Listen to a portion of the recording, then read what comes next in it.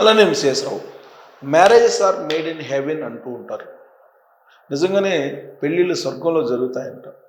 మనకు భూలోకంలో అలా కనిపిస్తూ ఉంటుంది. ఇది నమ్మేటువంటి వాళ్ళు చాలామంది ఉన్నారు.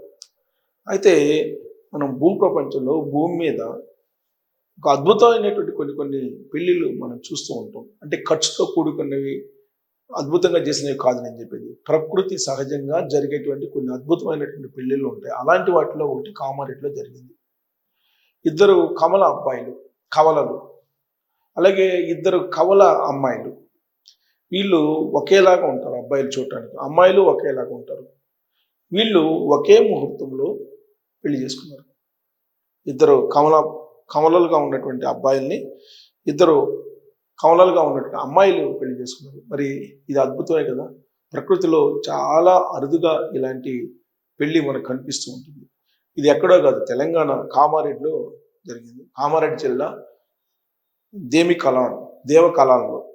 దేమికలాన్లో జరిగింది.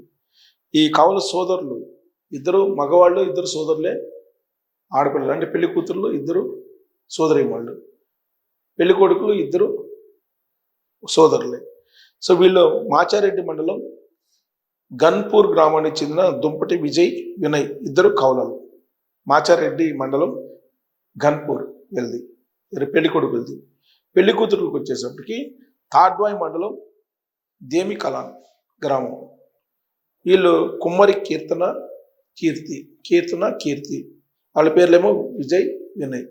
వీళ్ళు కవలలు. ఈ రెండు జంటలు ఒకే ముహూర్తంలో మూడు ముళ్ళు బంధంలో ఒకటైపోయారు. మరి ఇది అద్భుతం కాదా? ఇది ప్రకృతి మనకు చూపించినటువంటి ఒక అద్భుతమైనటువంటి ఘట్టం కాదా? సాధారణంగా పెళ్ళిళ్ళు అంగరంగ వైభవంగా అనేక మంది చేసుకుంటారు.